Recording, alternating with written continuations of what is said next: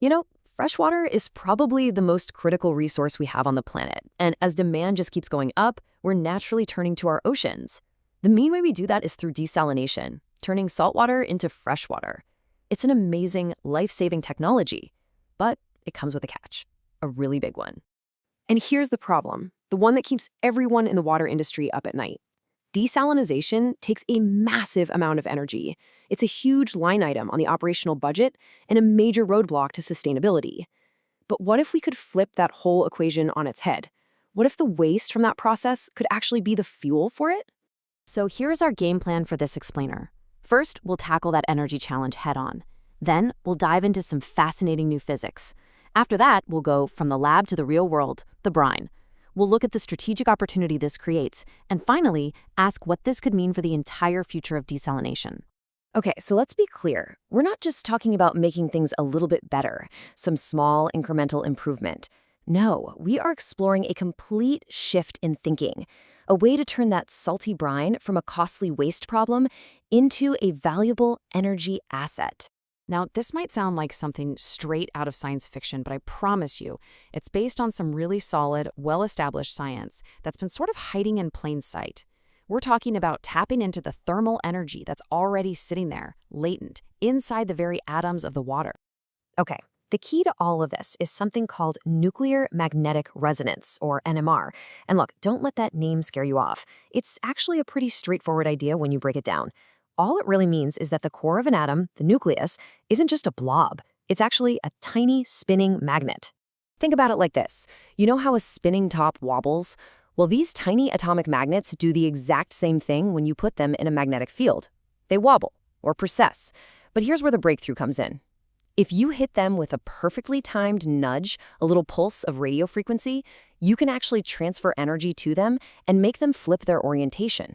And that transfer of energy is everything. All right, so here's the absolute breakthrough, the core principle we're talking about.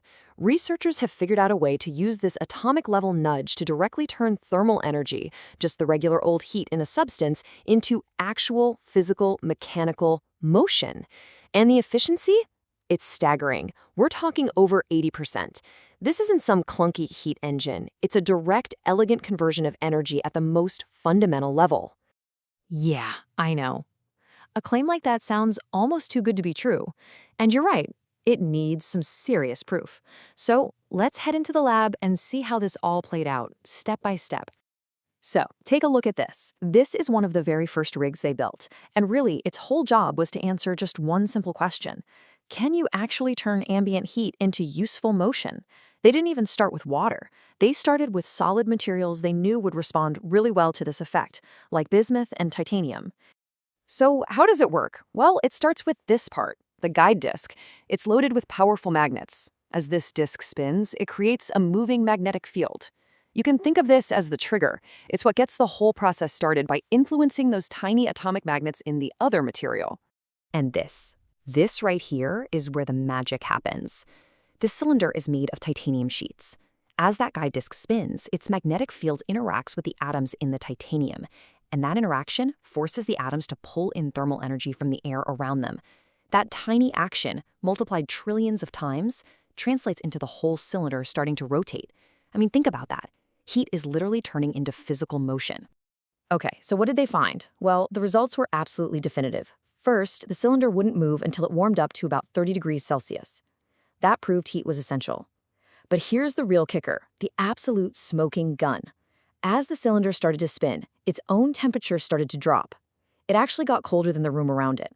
That's how you know, without a doubt, that it was consuming its own heat and turning it into work. Okay, so they proved it works on solids. That's huge. But now it was time to go for the real prize, salt water. I mean, brine is just full of ions like sodium and hydrogen, and all of their atomic nuclei are perfect little magnets for this process. And you're gonna love this. The experiment they designed for the saltwater is just beautifully simple. They take 2 containers of saltwater, one inside the other. They pass a strong magnet around the outside a few times. That's the trigger, just like the spinning disc before. And then they just take the magnet away completely. And here it is. This is the payoff. Just look at that. After a few seconds, with nothing touching it, the water starts to spin, all by itself. I want to be crystal clear. There's no motor here, no hidden wires, nothing. The movement you see is being powered purely by the heat already stored in the water. It's just incredible to see. So, we've got the science, we've seen the proof. Now for the most important part, especially for this audience. Let's talk business. What's the real strategic opportunity here? How do we turn this amazing physics into a real-world advantage? This quote from the researchers themselves just nails it. It sums up the entire business case in one sentence. That hot, salty brine, which right now is a huge, costly disposal problem, is actually the fuel source that could power the entire plant. So let's really break down what this means from an operational standpoint. This is where it gets really exciting. First, you take a major liability, that hot brine you have to pay a ton of money to deal with, and you turn it into a valuable asset. Second, you use that new asset to generate the energy to run the pumps for your reverse osmosis system. This could drastically cut or maybe even eliminate your external energy needs and just slash your operating costs. The bottom line, a much cheaper, more sustainable way to make fresh water. So you can see what we're talking about here isn't just some small improvement. It's a full-on paradigm shift for the entire desalination industry. It fundamentally rewrites the economics of making fresh water. Just look at this side by side. The contrast is just stark. You go from a model based on high energy costs to one that's basically self-sufficient. You go from treating brine as an expensive waste product to using it as your main fuel. You shift from a process that's tough on the environment to one that's sustainable and efficient by its very nature. And really, this whole thing leads to a much, much bigger question, doesn't it? If we can unlock the hidden energy in waste brine, what other industrial waste streams are out there that are actually just untapped fuel sources? This isn't just about water anymore. It's about fundamentally rethinking what we consider waste and what we consider fuel.